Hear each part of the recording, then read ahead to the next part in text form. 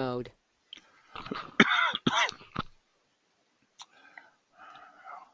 Okay, hi everybody. Don't want to begin this session with a cough, but sorry, it seems that I have done that. Maybe just a little bit of water will do the job. Okay, welcome to all of you. Here it is early morning, north of the Arctic Circle. We're in the Little Bear Meditation Center. It's getting so dark here. Sun doesn't rise for a long time. But okay, that's all right. The inner sun will rise, and that's what we're trying to do with respect to this work on the dissipation of glamour. I just give me 1 minute here, and I'll be right back with you.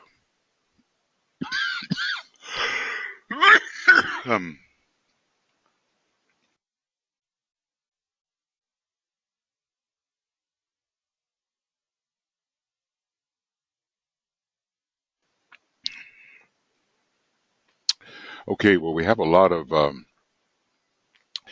very interesting material to cover today.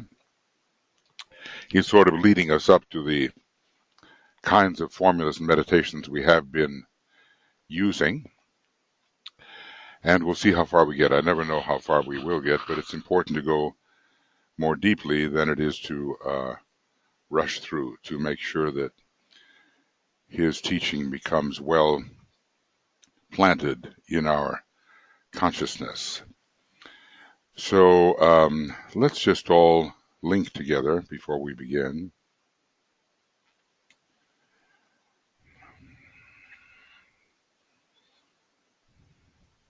And whatever continent we may be on, we're in Australia, New Zealand, we're in Europe, we're in the Americas,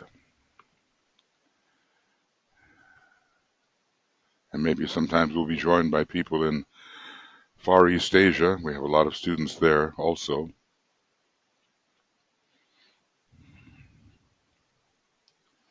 We'll just get the sense of being in each other's presence as souls, as observing consciousnesses.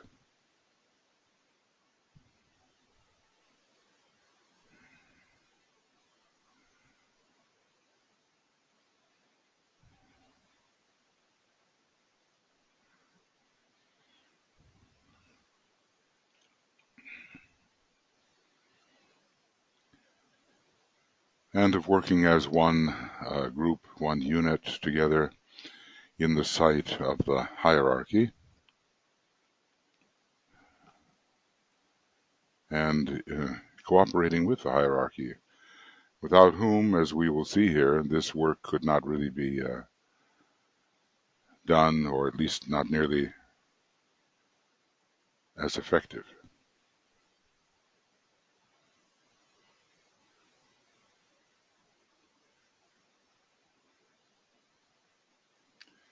So we work on our own, of course, always with the group in mind, and then we gather weekly for the very necessary work on the dissipation of glamour, and we try to equip ourselves to do this. There's so much glamour in the world, and it's glamour primarily that brought on the First and Second World Wars. And we have those noises happening again. The warlike attitude with the clashing ideologies, some of them very centered on the personality, very limited, very full of illusion, you might say, and others much more inclusive and supportive of the hierarchical intention, and this is what we in our life want to support. We'll just sound the Om together.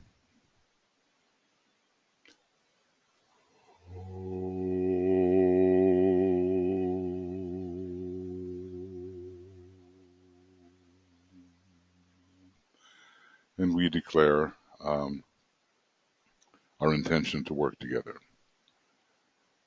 Now, as you know, this is just one of the number of efforts around the world that is launching a concerted attack against glamour, as Master DK has advised us to do. Olivia, Tuija, and I decided that we would do this, and there are many others that are doing it in their own way, in their own place, and using the formula. So we're really one large world group. Well, maybe not so large, but hopefully large enough to make a difference. So, as usual, I'll begin with a reading from the book, and we'll have a chance to discuss a few things, either questions or statements or responses to what is read or what you may have been thinking,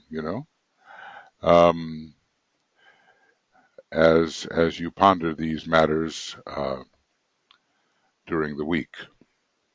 One can be very effective, even in a very short minute. Once one has the ability to focus the three lights and project them onto the astral plane on behalf of ridding oneself of individual glamours, or even when joining with a group, just instantaneous use of that beam. It's like the beam of the unicorn. I'm sure that it's related to the power of the unicorn and to the initiatic power which occurs at the ajna center when the fifth ray is prominent. The beam of light and the fifth ray are very closely connected. While let's put it like this. The fifth ray lord is the most luminous of all the ray lords, and whereas he says the second ray souls at this time are the most luminous of the soul types. You put the second and the fifth ray together, you get the rays that are used by the solar angels and which distinguish them. Of course, they are far beyond any possibility of the kind of glamours that overcome us. They are dealing with cosmic issues. But of course, there are cosmic glamours too, but one thing at a time, we'll all get there. So I'll begin to read here. We've just been going through the 3 stages of focusing. The last 2 times, the attempt to focus the light of the mind and of matter in the mental vehicle. Then the second stage of focusing process is produced through the effort to meditate. And we discussed the kind of meditation we have to do. And the third stage is that in which the light of matter, the light of mind, and the light of the soul are consciously blended, fused, and focused, and they can be used as a beam of dissipation. At first, we just have to recognize what we're dealing with, and to recognize the veils that may be hiding, obscuring reality from oneself is not the same as being able to do something about it. But recognition certainly does come first, and clear self-observation and common sense and a little bit of humility, those things will promote the existence of the little point of light which helps us with the recognition and will set us up for the right kind of active work. So he begins here on page 211, it looks like. The process I am developing for you is one of rapid and effective dissipation. Okay, the beauty of this is that, once we really know what we're doing, we can operate relatively effectively in a brief and quick manner, just the way triangles can be done that way. We don't need to have very, very prolonged meditations. We can be effective in a short time. So rapid and effective dissipation, and is based upon the acceptance of the hypothesis of light. Well, really, the entire universe is light at various degrees of precipitation or condensation.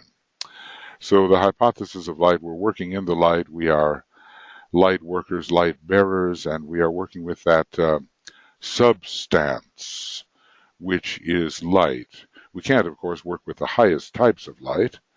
They're way beyond us. They're cosmic in nature, but we can work with light that is more tenuous, more powerful, more revelatory than the light in which we usually see the illusions of the dense physical body of the planetary logos. That's where we live in, the lower 18 subplanes.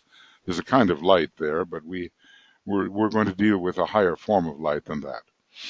Okay, it's based upon the acceptance of the hypothesis of light, upon the recognition of the fact that the astral plane has no true existence. All these forms we create out of the substance of that level of nature are unreal, and they are veils, and they are the creations of the ones who desire and the ones who think. As I said before, from occult chemistry, we learned that there can be no discontinuity between the etheric plane and the mental plane. There has to be a form of matter found there, but the creations within that realm of matter are considered to be glamorous to a great extent. The creations themselves are the unreality, and man, misguided and under the impression of a limited consciousness and limited desire, has created these astral forms. So the astral plane has no true existence, he says, although the matter of the astral plane, I think we have to think, does have its reality. Thus, the alignment to be established is between soul, mind, and brain, and we hear this all the time, bypassing the astral plane, at least not considering it. Soul, mind, brain is the alignment we have to establish. Upon a trained use of the creative imagination, this is not just active imagination where you let it run, guided by purposeful will and mind, and upon the unquestioning following of instructions, individually and as a group. And of course, sometimes we say, well, I can do it my own way, but when the master makes a suggestion about what to do, it's probably the part of wisdom to follow it out. Okay, sometimes I put in my own comments here, just light is consciousness touching the hidden and revealing it. The hidden comes to light. Well, in the whole matter of what is light really, it is profound. We don't need to get into that philosophically right now. We can simply bring certain things to light, use the more subtle light, and thus create a world in which revelation comes to consciousness more than it presently does. It is my intention to give you two formulas. Okay, we're familiar with that. One for the use of the individual, and the other which groups can use as they contribute their united effort to the dissipation of glamour. That's what we're attempting to do, either of group glamour, national world glamour, or in relation to some aspect of the prevalent world glamour. Yeah, he said it. Our groups have glamours, of course they do, and the world is filled with it at this time. And we have that tendency in this type of solar system, which is largely a 2-4-6 solar system. And even though there's a lot of hardline rays connected with our planetary logos, he does have the second ray soul, and he is in the midst of what DK calls a certain cosmic glamour of personality. What that may be, we cannot fully fathom. Two things will be apparent to you. First, and I suppose these are our two main points. First, that those participating in the eradication of glamour must be able to distinguish between glamour and reality. Well, apparently that's not so simple. These often closely resemble each other on a superficial examination. So many people who are channeling the masters from the astral plane, they are convinced that they are dealing with the real thing, when in fact it's simply a resemblance, a flattering resemblance, you might say. And in the case of Master DK, was speaking what he called good words of mediocre cheer. Arresting words, they were flattering the person who came in touch with them.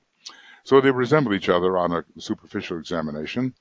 These people who can really work in this field must be in a position to recognize that an emotional or astral condition constitutes a veil over the truth. Okay, sometimes we feel very moved emotionally, and it's very cleansing in some ways, but it's not necessarily the revelation of a deeper truth, and is a distortion of the presentation or the appearance of the individual's or the group's expression of divinity. So this astral veil is largely self-created or created by the counterforce to hold humanity back, is veiling us, is hiding a deeper truth from us, and we have to dissipate that, and the bubble of glamour must burst. So these people, such as we attempt to be, they must therefore be capable of vision, clear thinking. See, all this stuff is going on at the Hansen Center, isn't it? And prompt recognition as to what is preventing the materialization of that vision and the accurate reception of truth. There's a lot of the energy of Sagittarius here, which is active at the first and second initiations, and the rays that are coming through Sagittarius are the fourth, the fifth, and the sixth. Largely the sixth, but the fifth is there as well. So the Hansen Center, the discovery of truth, the sign Libra, the planet Venus with its fifth ray operating here at the Hansen Center, all of these things are coming to be a bit operative as we undertake this kind of task. We must be capable of clear vision, not biased, not swayed by what we want, but seeing things as they are. And that's what the psychologist Roberto Assagioli advised. He says, observe yourself as if it was a scientific experiment and as if you didn't care what you saw. You know, you are the object and you are the observer at the same time, and simply see what you see and don't worry about what you want. Divorce yourself from what you want and see things as they are. Prompt recognition, clear thinking, prompt recognition as to what is preventing the materialization of that higher divine vision, which is the property of all of us on the soul level and even more so on the monadic level. They must also be able to distinguish between a major and a minor glamour. And this is interesting. A minor glamour, a passing, evanescent thought form, or, desire form of an easily recognized recognizable nature, does not warrant the use of either of the formulas. Such a minor glamour would be a sense of self-pity, a wave of self-pity. Maybe we all get those from time to time. A sense of self-pity in an individual, or the glorification of some notable individual by an individual or group or nation. So this is sort of the hero worship, looking with a certain form of devotion upon a leader. Germany was swept by tremendous glamour there. I think it became major rather than minor because Germany had a Pisces personality and was very easily impressed by these astral forces. So they looked to the Führer, the leader, and I think what could have been maybe a minor glamour in an individual became a major national glamour. Anyway, he says, time and common sense suffice to take care of the situation.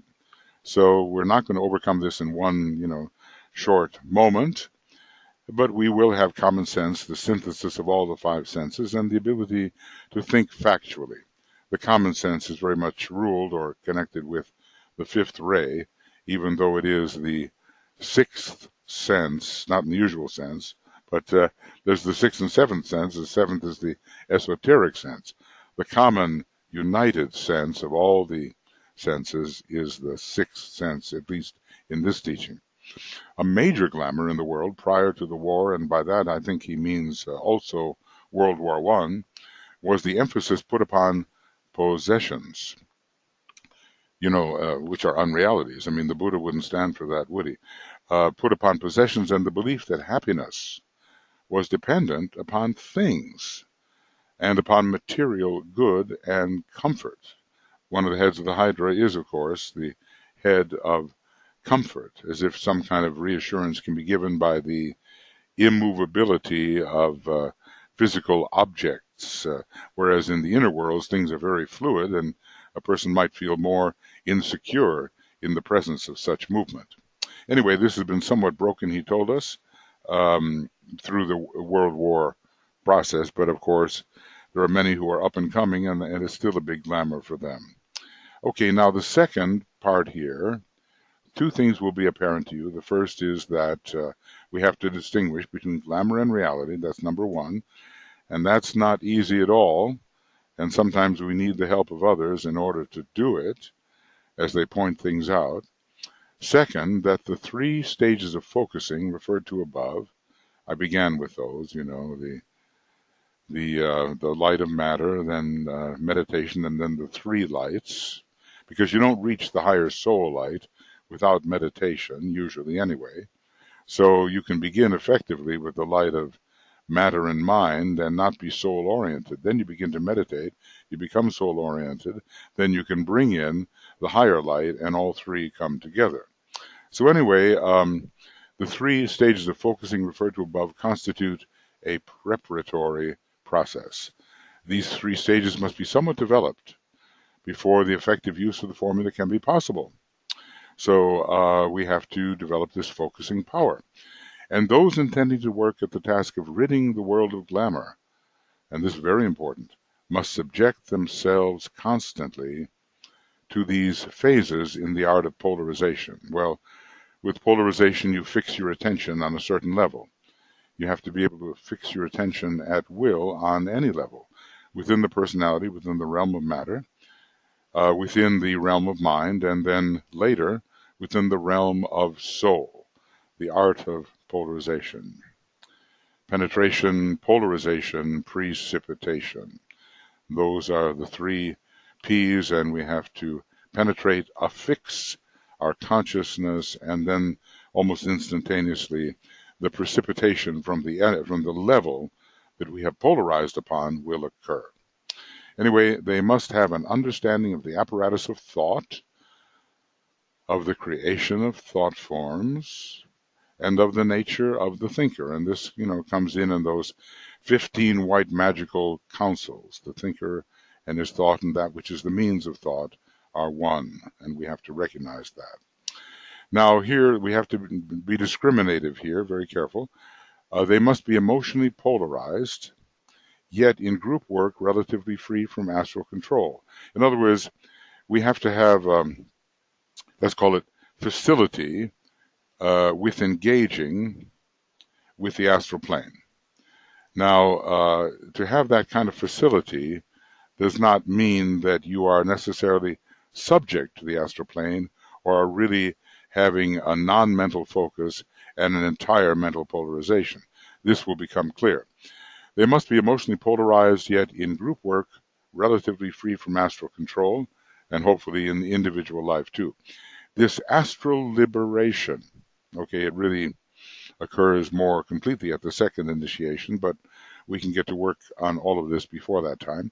This astral liberation must, to a certain extent, control the choice of those who are to work at major dissipations, not just the minor individual dissipations, but those things that are really troubling the world. And, DK, out of those students who came to the arcane school and out of those students that he knew and which were contacted by Alice Bailey because of his advice, he had to choose which of the students belonged in which groups. And as I've said before, there was a lot of 6th ray in the choice of those that he designated for work in this group. The telepathic communicators comprised largely those who were the founders of the arcane school and who were very close to Alice Bailey and were disciples of maybe more experience. And then there were the healers and the educators. That's really as far as he got. Okay, so it must determine the choice of those who will work at the major dissipations. Now, in a way, we are, even at the outset, working at a major dissipation, the glamour of hatred and of separativeness, and we see it rife in the world today. In the case of the individual who is seeking to break up glamour in his individual life, he should be mentally polarized by decision and effort. Now, that does not mean he's mentally polarized. Let's get this in mind. By decision and effort. He is deciding to be so, he's willing to be so, and he's making the effort to be so. And I'll show you where mental polarization really comes in. In the case of the individual who is seeking to break up glamour in his individual life, he should be mentally polarized by decision and effort, even if the emotional nature is for him in any one life the line of least resistance. And if we turn to this over here, and this is in the rays and initiations later on in the book, looks like quite a bit later on in the book, page 600. Take a look at this, and it's very, very interesting and very, very important when you want to talk about mental polarization. During the initiatory process between the second and third initiation, the initiate has to battle with illusion in exactly the same sense as he earlier had to battle with glamour. Illusion is, in the last analysis, the control of mental processes by great and massive thought forms. When we refuse to really think for ourselves and cannot be independent of what everybody else thinks, we are subject to illusion. This conflict persists from the moment that the disciple has achieved mental polarization at a midway point between the second and third initiations, until he stands before the initiator at the sixth initiation of decision, when the last illusion disappears. And elsewhere he even tells us, in a larger sense, that we are not free of the illusions of the cosmic physical plane until we take the ninth initiation. But at least we are monads in consciousness by the time we take the sixth degree, the initiation of decision. So here we have true mental polarization occurring at the midway point between the second and third initiations. And, this will be familiar to you as the three temptations in the desert. You have to overcome, the world, the flesh, and the devil. And then you are free to take the Syrian line of initiations and go on to take the true first initiation, which is the third initiation. But only then will there be a mental polarization such that the higher mind becomes a definite factual aspect in the thinking process of the lower mind. And this is what I think he means by mental polarization. And until we rid ourselves of some of these world, flesh, and devil problems, that cannot be the case. So keep that in mind when he's talking here about being mentally polarized by decision and by effort. Even though it's not the true mental polarization. Going on. Those working in group formation will have achieved a measure of mental focus. See, there's quite a difference between what I would call mental focus, and notice how he discusses it. A measure of mental focus, not the entire thing, okay? But at the same time, if we were completely cut off from the astral plane, like there are certain egos, let's say they've come in from Vulcan, maybe they've come in from Mercury, and they do not have the development of the second pedal. They do not have the love stirring, the love movement in their egoic lotus, and they have to develop that. So they would not, even though they have the sharpest of minds and can work successfully in mental material ways, they are not appropriate for the dissipation of glamour because they're just learning how to get some of this second pedal, and I would say even fifth pedal vibration into their system. Anyway, those working in group formation will have achieved a measure of mental focus, not the same as mental polarization, but for the purposes of the work to be done, they will focus themselves consciously and deliberately upon the emotional plane. That's what we're doing. We're attempting to do that even though we don't let it control us. Through the control of their own natures. In other words, we will to direct our personality vehicles to whatever level of consciousness we decide. So when it comes to the mind, we can direct it out onto the astral plane, and we come en rapport with the astral plane. Workers must therefore, and that's us, that have practiced meditation, have reflected much upon the nature of thought and its uses, and must be aware of the light within. Well, this is pretty strong requirements. We have practiced meditation. We continue to do so. We are thinking about thought as we study in the various occult schools. There's a lot that we direct our attention to that has to do with how we use our mind and what thought is and of what nature it should be. And gradually we become aware of an inner light which is kindled as the light of the soul and the light of the mind and the light of the brain come into rapport with each other. Now let's see what else. When these three stages are established as related activities, habits, and automatic reactions, that's, the ability to focus the three lights and to meditate, and when the intention is fixed, it's not really will, but it's fixed intention, and it's a step on the way. And when the intention is fixed, it's very Taurian. It's what we members of the new group of world servers have to have. And when the intention is fixed and the ability to focus has become an almost instinctual reaction, automatic, second nature to us, then sound and effective work can be done. To this work must be added persistence and patience, rhythmic application over time, and that's what we're attempting to do. It is not necessary, I might add, to have achieved perfection, and we should remind ourselves of that.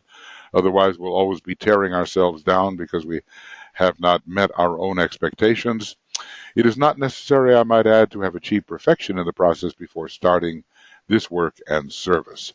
Disciples and aspirants must cultivate the consciousness of cooperation and realization that in service, such as is proposed, and this is very important, they are definitely participating in a hierarchical activity. Because hierarchy does this. Hierarchy is involved with the dissipation of glamour.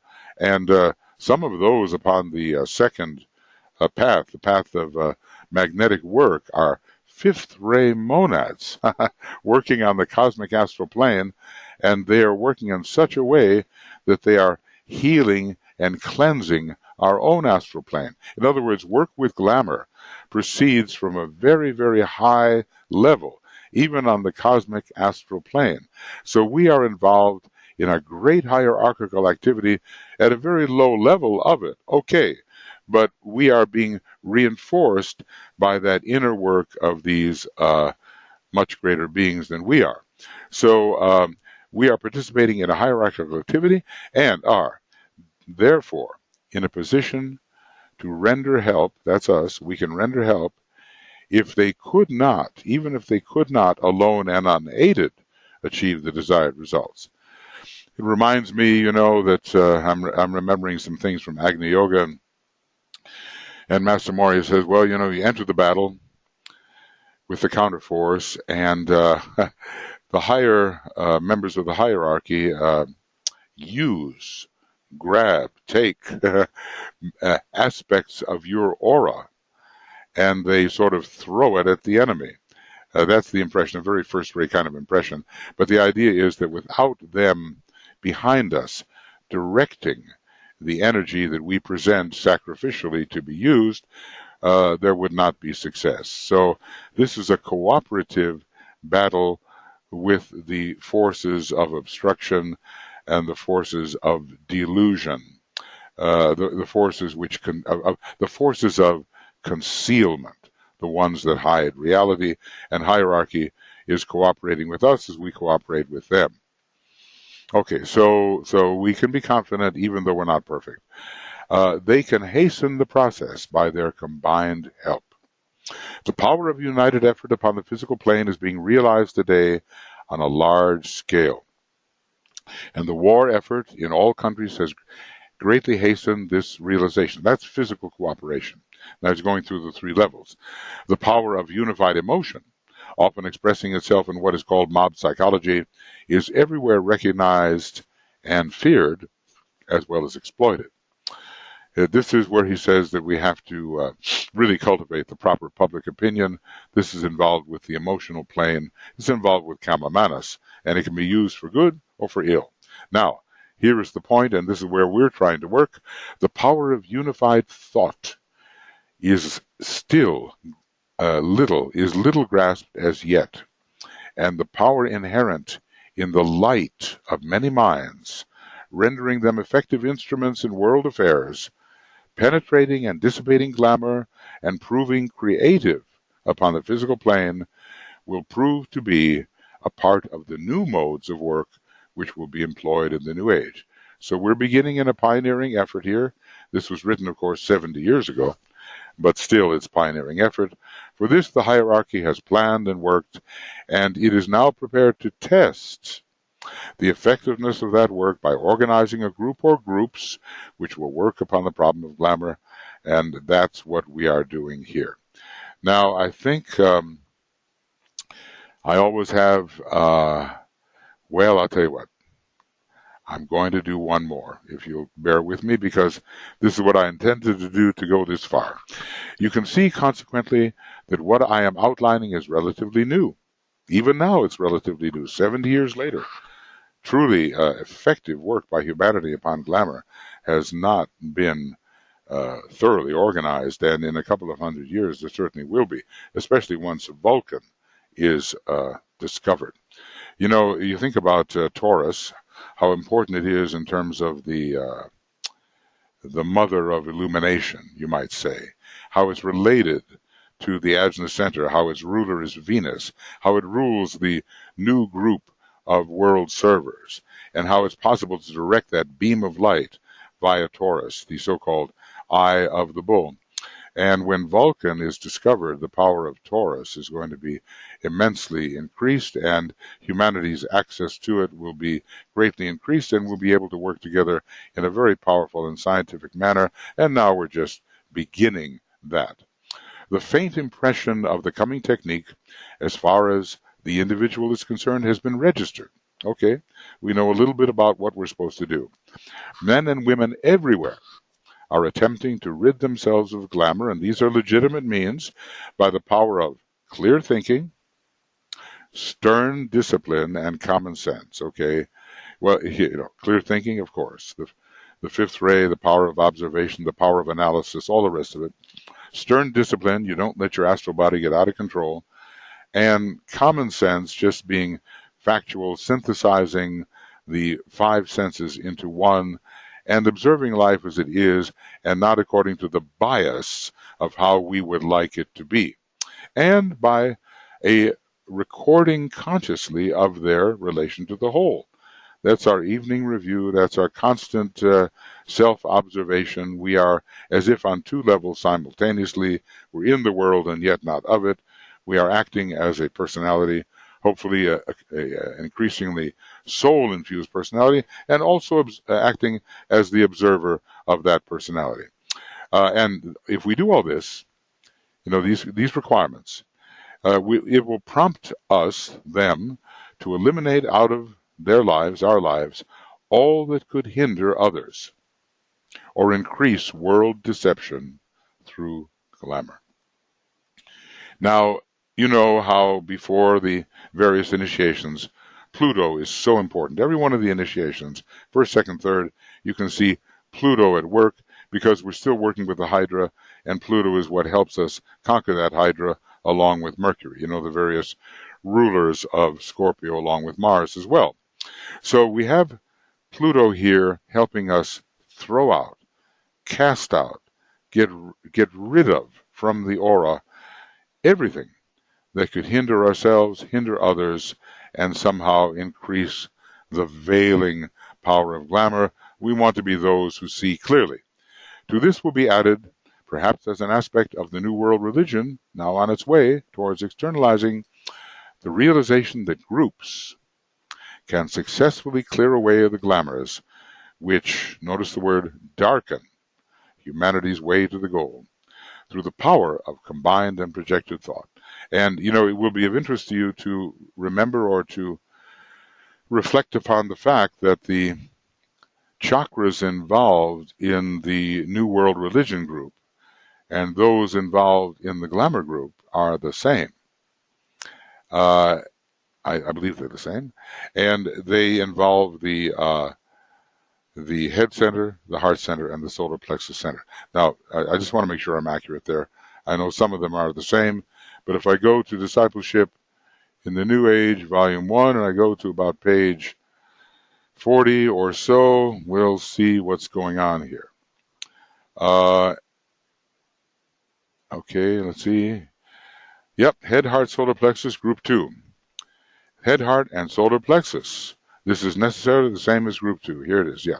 Now, of course, the Ajna Center is also very important in the dissipation of glamour.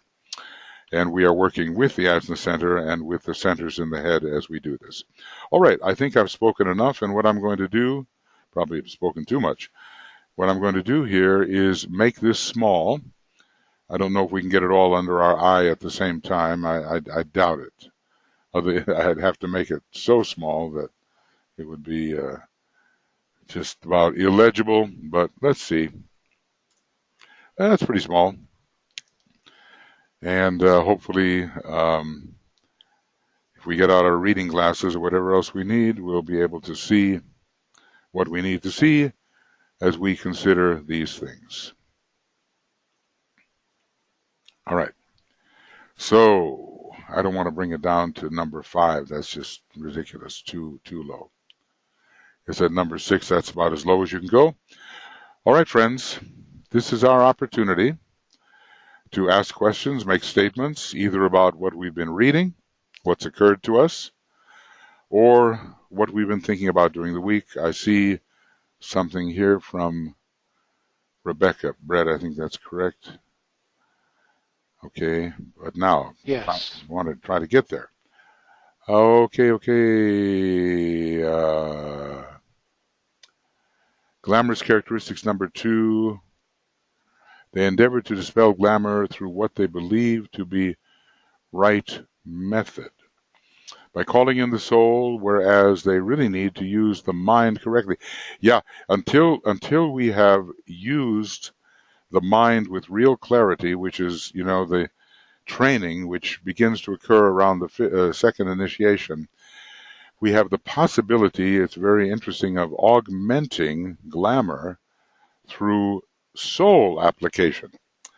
And that's because the discriminating mind allows the soul energy to impact the unanalyzed, not clearly seen astral condition. What is meant here, by calling in the soul? Well, through meditation, of course, but we sometimes call in the soul and we don't keep the mind really focused. We call in soul energy, and actually generically, just as personality has an impact upon the physical nature, so soul has an automatic impact upon the emotional nature, and the monad and its ray has an automatic impact upon the mind. So we have to have a well-trained mind to call in the soul properly. Otherwise, we induce a kind of mystical consciousness, which, may be revelatory in some respects, but may also be filled with glamour and may not easily be conveyed to others and take us away on some kind of spiritual glamour to which common sense and the fifth ray should be applied. So let me see here what more we have. Is this using the solar plexus or the lower astral, i.e. pleading instead of using the higher mind to dissipate glamour? I think that's a good way of putting it. The mind is a great balancing and leveling factor, especially when it's the illumined mind and the fifth ray process, which all of us have to learn to use, is being applied. Sending love and gratitude to you. Thank you very much. Appreciate that.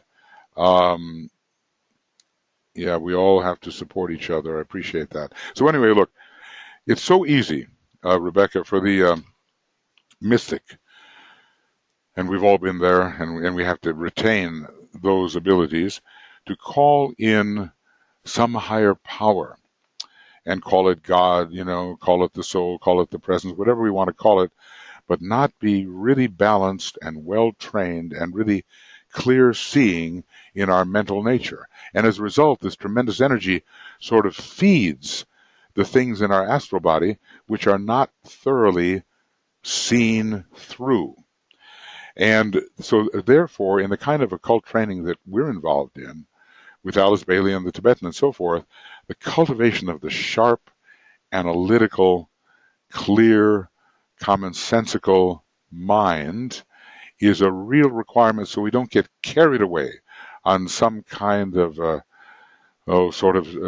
quasi-spiritual trip which does not measure itself properly against the requirements of the time and the real things that have to be done.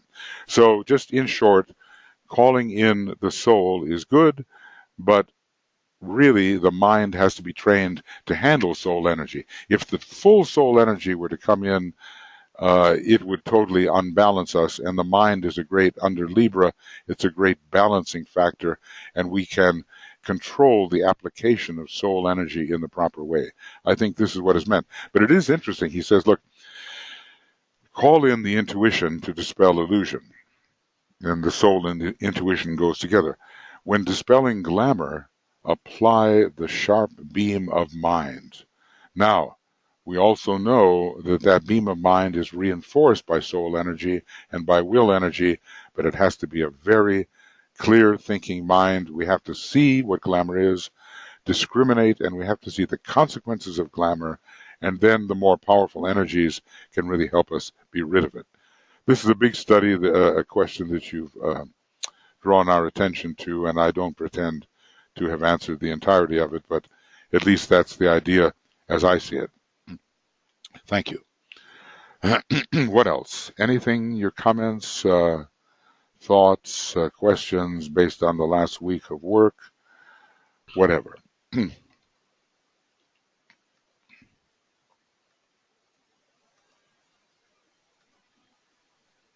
Any thoughts, questions that you'd like to deal with? Frankly, Alice Bailey wants us to meditate. She says, you can study, it's great, you need to, but you can study so much that you never learn how to meditate. And meditation, we saw, was the second stage of focusing. In the beginning, you think clearly and unite matter and mind, and even the counterforce can do that. But they rigorously exclude the soul. Now, you have to pull in, I'll be there with you, you have to pull in through meditation the soul powers. And remember, the soul powers are mental as well as filled with love. So it's Venus. It's the union of heart and mind. It's the union of love and mind. Those things have to be pulled in, and all keeping the balance all the time. Otherwise, we just let these powerful energies impact what's going on in our personality, and it runs away with us, and we lose the control we have to have. Okay, what else? I hear voices. I'm hearing voices. Oh, Tuija, is that okay? Do you hear me? Okay, I'm sorry, I didn't even see. Yeah, go ahead, Tuija, please, go ahead. Yes, because I cannot lift my hand. So, do you hear me okay? Okay, I was just thinking in the beginning when we were reading about the light and the meditation preparations for the reappearance. And these three lights that we are talking there about, the light in the humanity itself, and the light in the new group of world servers, and those who have the open heart and working for the fellow men, and then the light of hierarchy. This part in the meditation is always also reflecting in my mind about how one can also in practical terms to dissipate the glamours when we align with that idea of the light in the hierarchy streaming and merging with the light of humanity. That's so important. It's a totally cooperative effort we're involved in here, and we must be mentally trained disciples, and the soul is light. And the soul, as we understand it in the first stages, is focused on the higher mental plane. The soul is the thinker. We're not going to revert to the old method of simply feeling our way into divinity. It's good. We need it. We need Neptune. We need this sense of being able to touch higher and more refined things. But we also have to see.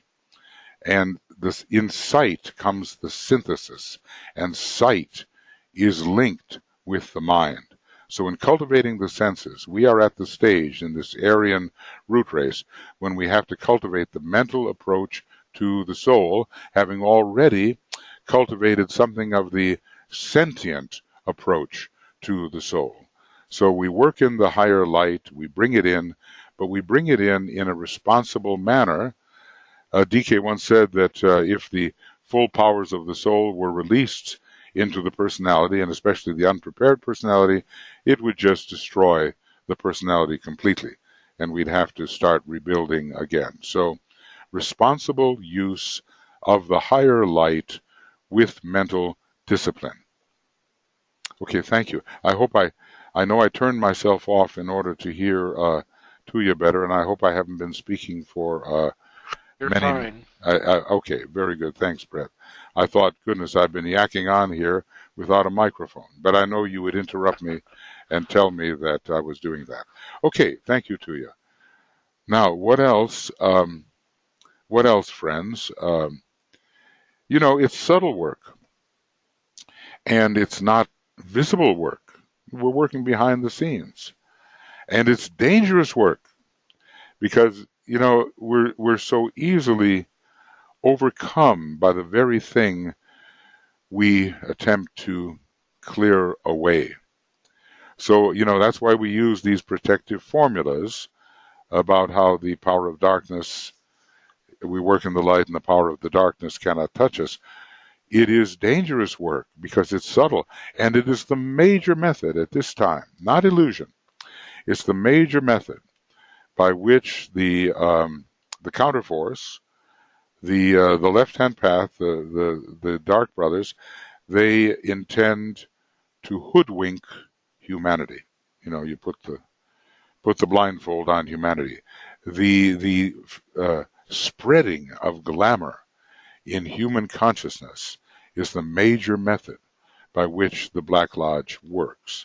And then all the fear and all the confusion and the chaos and all the rest, which they seem to desire, follows this inability to perceive clearly. So we are trying to be clear perceivers in the world today. Now, I'm gonna sidetrack here for a second.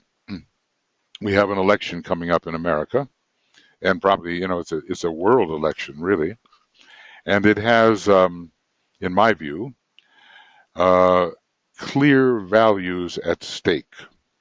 Now we know that none of us is perfect, and no candidate is perfect. We're just not there yet. We're not perfection. Even Lincoln was not perfect. FDR was not perfect. They all had their foibles. But when I look at the choice that is confronting America and the world today, I ask myself a simple question. Which candidate is more likely to lead to the expression of the soul of America, which is the same as the soul of the Occident and the eventual soul ray of humanity, and which candidate will have a personality and policies which are more likely to lead to the personal expression of America and to the huge sixth ray, which is continuing to influence humanity as a whole, because so many human beings are still in the Atlantean phase of consciousness, or just slowly entering the ability to think. And then, of course, it's just obvious to me, everyone will have to make their own choice about this. I'm not just looking at personal issues. I'm looking at the fate of nations and the fate of humanity from a ray perspective. And that's how I try to see clearly, regardless of maybe I'll dislike something from the candidate I will choose and like something from the candidate I won't choose. But I try to keep it impersonal and based upon the energies themselves and the destiny of the various nations involved, the destiny of the Occident, and the destiny of humanity in the world. That's just sharing a little bit of this business about clear thinking. Hopefully we're all doing that. Okay. Are there any further things that we wish to say or ask before we get into our uh, meditation for the dissipation of the glamour of hatred and separativeness? Michael, I have one Yeah, thing go in ahead. Go ahead, mind. please, Tuija. Yeah, I was thinking about the mystery uh, of light still, that how the words are carrying the light and what kind of light. Um, when I'm thinking about the Master's words that we read, what does it do for us? It starts to open all the time in our minds like continuous revelations. And the motive that we, of course, we know that Master has the motives, high motives.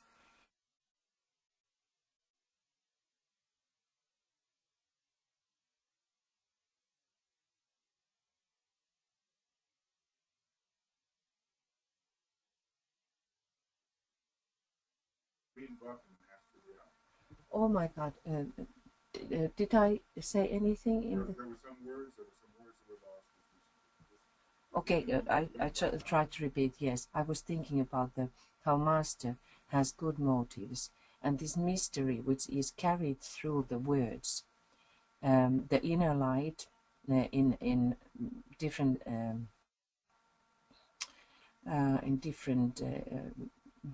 radiation. So when Master talks and he starts to open our minds, like the continuous revelations through his words, and how also the same principle is carried, that our words, what we say, what is the motive behind us, is also coming through the words. So then when we think about the and you were pointing out about the candidates, the same thing everywhere, uh, where we can see that when some people are talking, expressing, it starts to heal us, it starts to uplift us, it starts to do something. So always there is this hidden thing which is the most important in life. It's either will bring us towards the higher light, or starts to just bound horizontally, or even go worse to the past. So at this time, it was just giving me some insight that I have met during the years people who has been saying about DK's books that I just cannot, that I started to read and I just cannot, it's too much, I don't want that, I don't like it. And that is with the glamours, that there is this some interesting relationship with the Devik, like the Agnisvatas, the fiery element which come upon the emotions, the watery element, and it starts to irritate when you hear or when you are in touch with the higher light, and that starts to open up the doors for the glamours, where we should do something, and we either close it or we open the door. Yes, we have to be able to withstand the changing of our customary ways of being. And when the light is, as you say, when it's shed upon the glamours, a form of friction occurs, a form of irritation in those people who are attached to the glamours. And we have to be able to withstand that somehow. So, this is not easy work, but we are bringing the light through our words, through our radiation, through our vision, through our intention.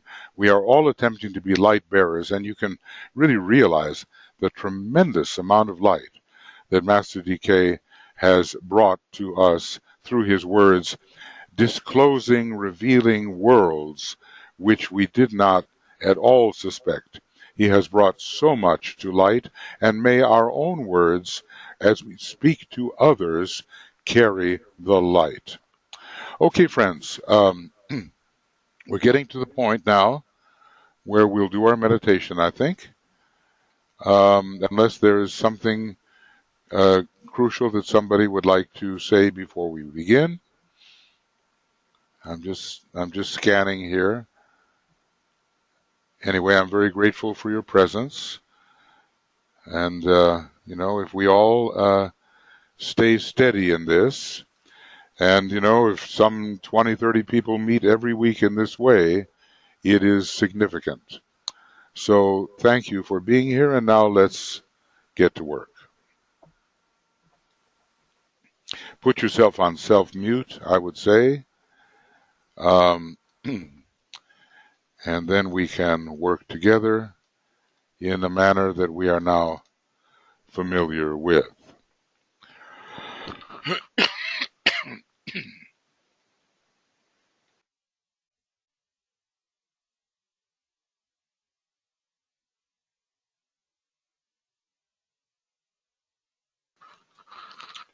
Okay, so world glamour, the glamour of hatred and separativeness, certainly these are major glamours, not just a passing self-pity or a passing wave of devotion. This is major stuff. So we are gathered together here, about 28 of us, it looks like at the moment. And we'll have some moments of silence in which we think of each other as souls, wherever we may be in the personality sense.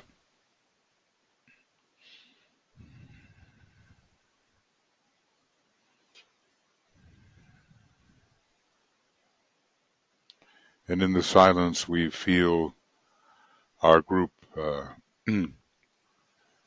cohesion growing.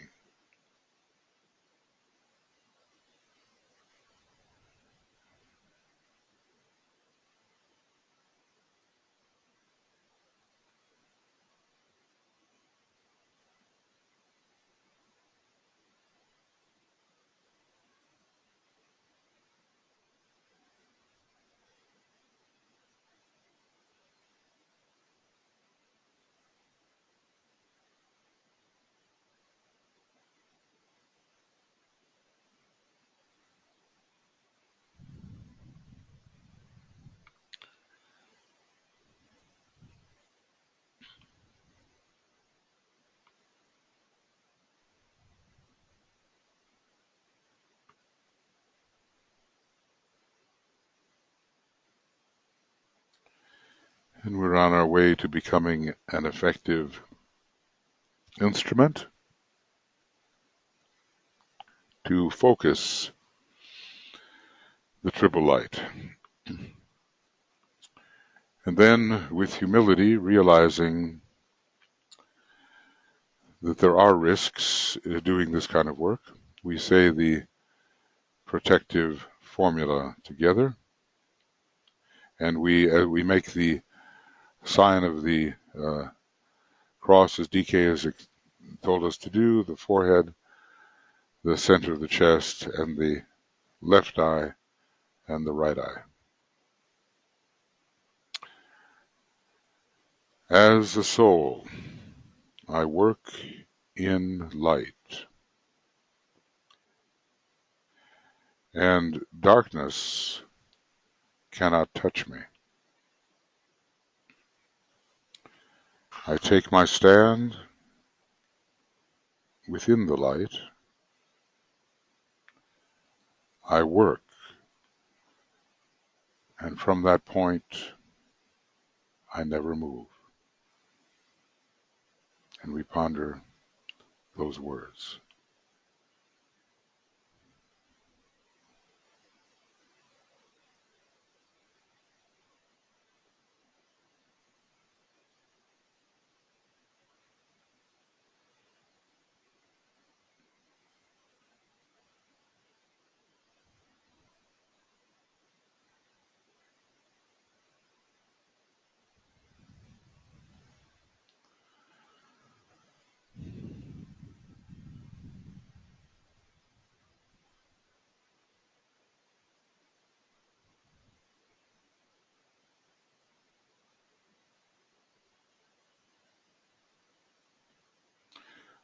So we are really units of light. The soul is light. When using the instrument available to us,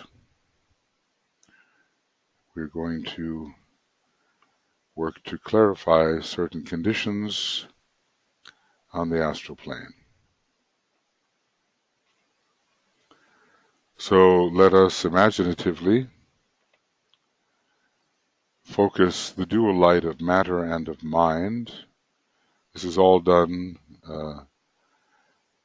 in the mental body. We draw up the light of matter imaginatively, the vitality, into the mental body, and there it meets the light of mind, the power to think and to reveal the nature of what we think about and the relations.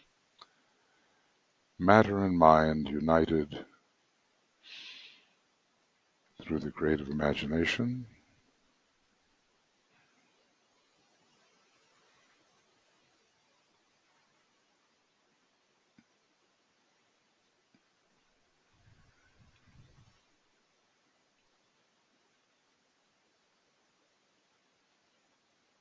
So we have an acute power of thought. And then we meditate on soul contact and the recognition of soul light.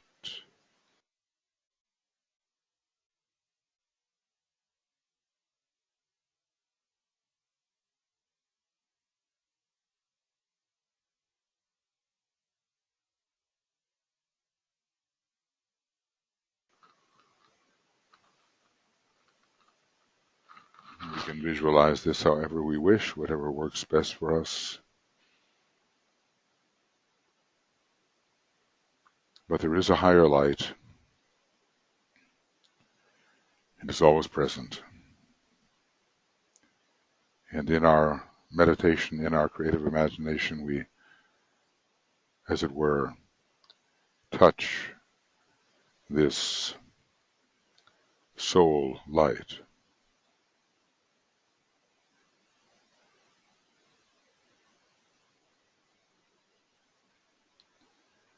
And then we witness in the imagination the fusion of the two lesser lights with soul light, bringing the soul light down into the usual mental body.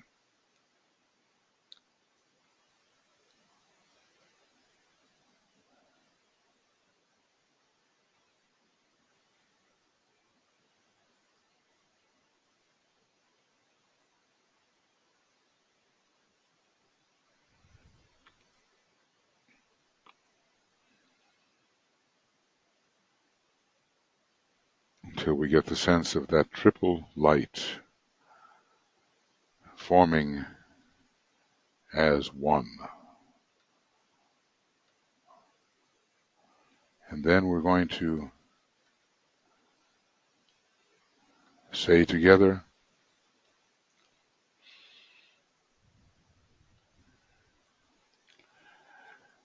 the sacred word 3 times, perhaps for each type of light, the 3 in 1.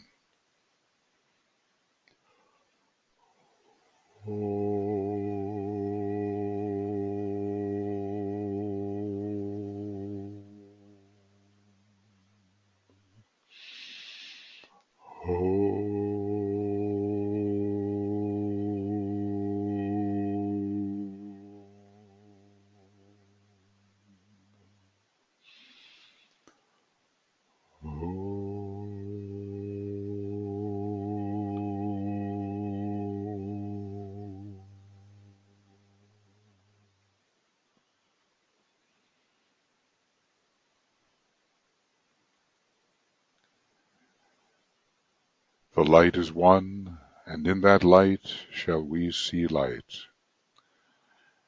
This is the light that turns the darkness into day.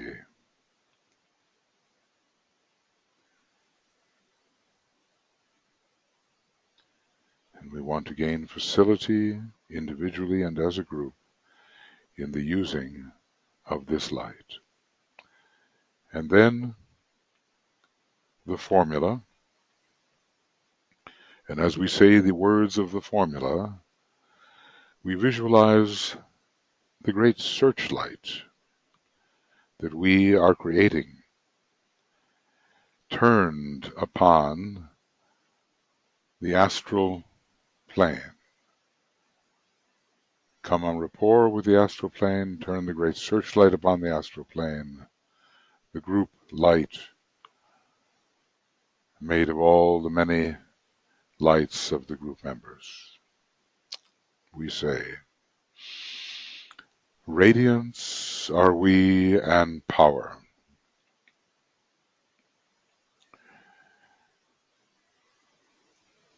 We stand forever with our hands stretched out, linking the heavens and the earth, the inner world of meaning and the subtle world of glamour.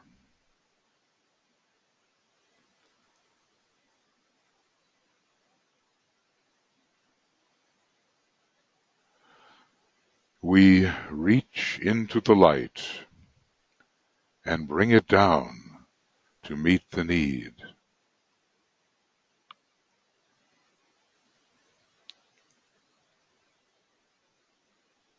We reach into the silent place and bring from thence the gift of understanding.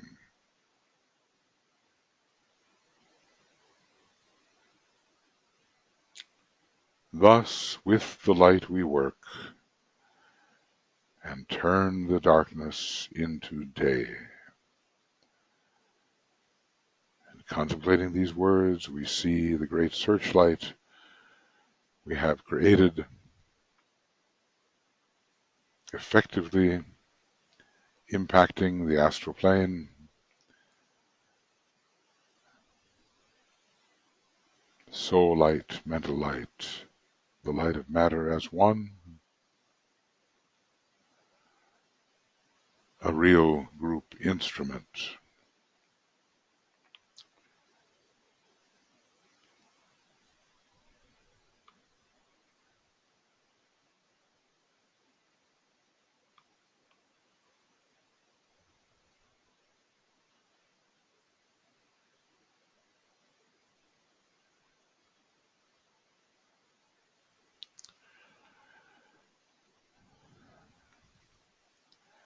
And then we're going to further strengthen this group beam by the invocation of the spiritual will.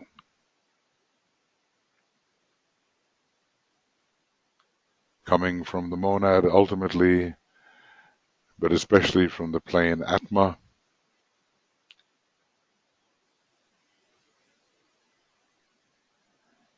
it's a Libran plane, a Saturnian plane. Through the soul, through the jewel in the lotus, the synthesis will petal, the sacrifice petals,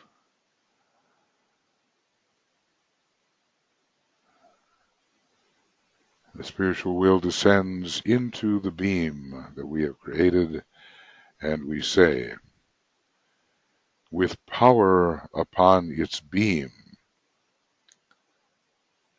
the light is focused on the goal.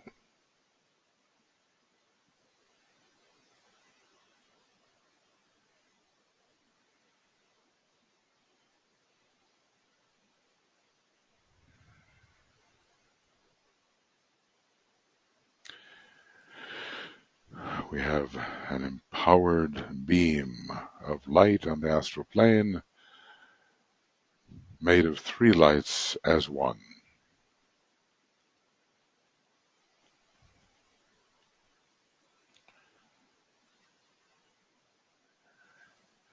We remember now our work is with two glamours, really one united problem, hatred, and separativeness, the latter being the greatest of all heresies or mistakes of the mind.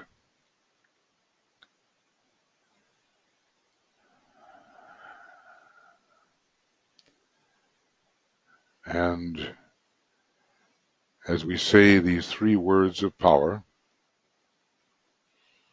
we will be visualizing the light, the beam, penetrating into the glamour, producing its weakening and its dissipation.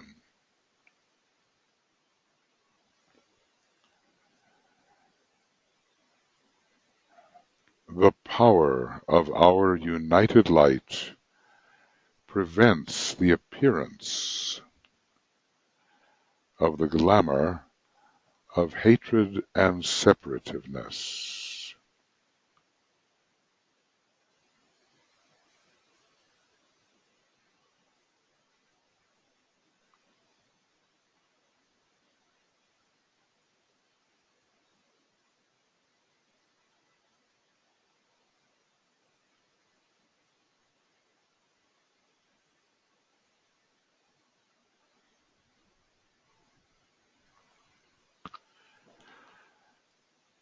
The power of our united light negates the quality of the glamour from affecting humanity.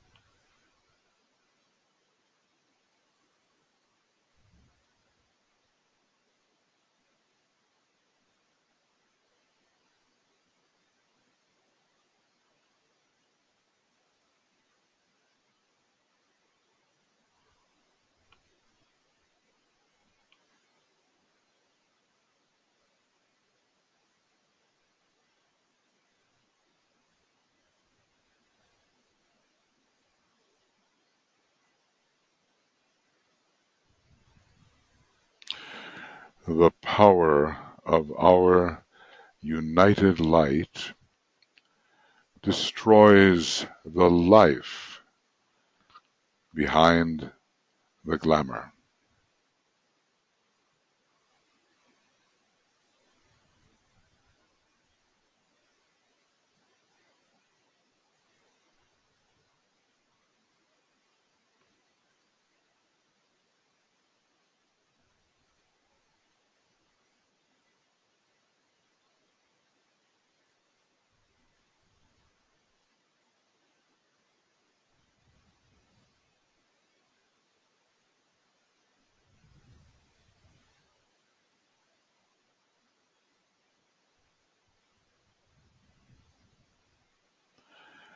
And bearing these three words of power in mind, we will have 5 minutes of silence with intensity of purpose as we see this work proceeding,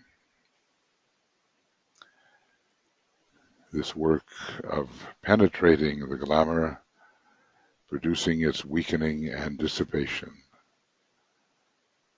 5 minutes of silence.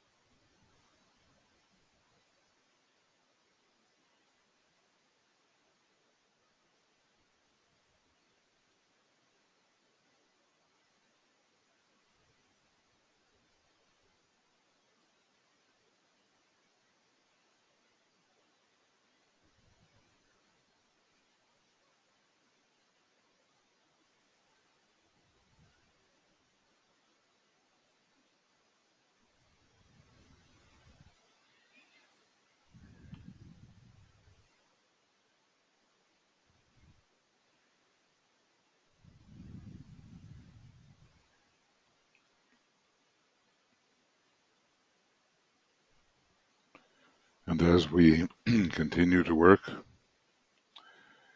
we trust that our ability to cooperate in this line of hierarchical work will increase.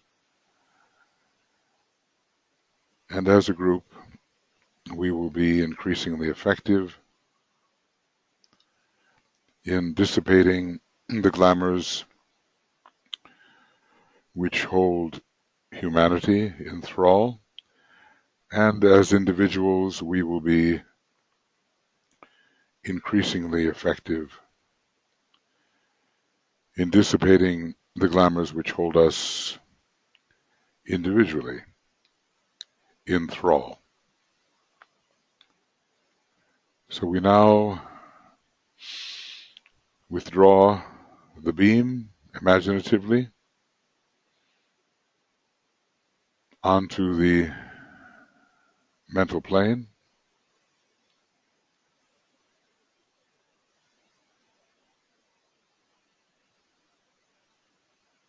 We refocus ourselves in the mind.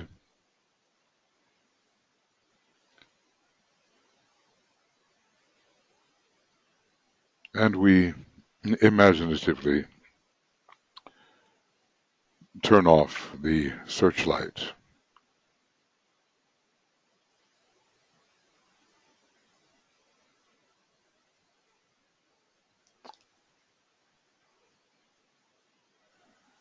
And we will sound the Om 3 times in the faith that some piece of work has been done to clarify the glamorous condition of the astral plane, and especially with regard to the prevalent glamours of hatred and separativeness.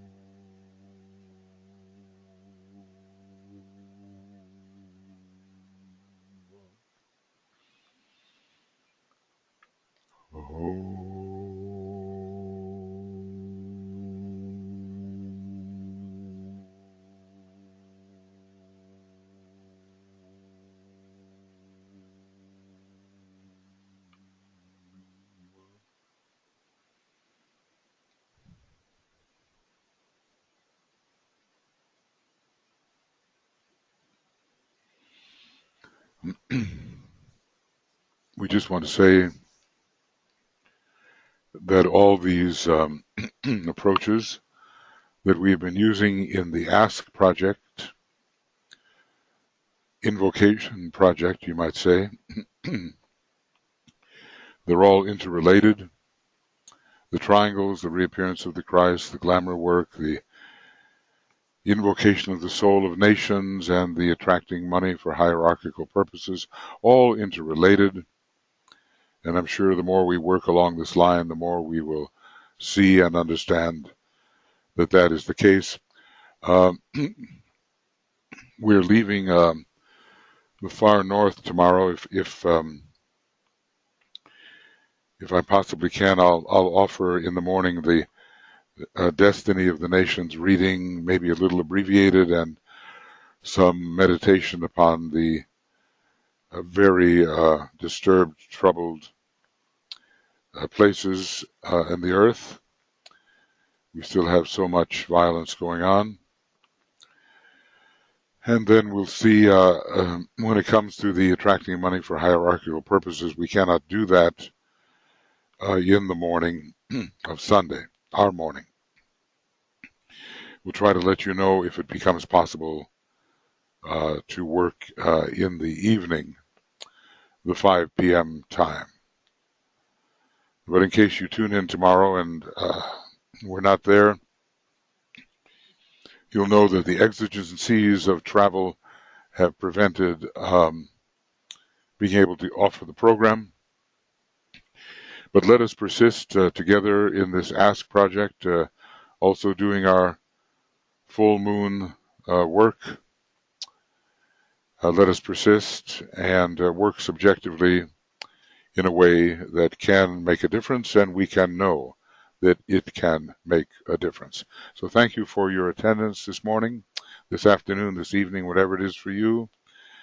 And many blessings, and we'll be seeing you, hopefully tomorrow morning. And if not, we're on the road. But we'll do our best. Okay. All the best to everybody. From Olivia and Tuija and myself, many blessings. Take care. Bye-bye.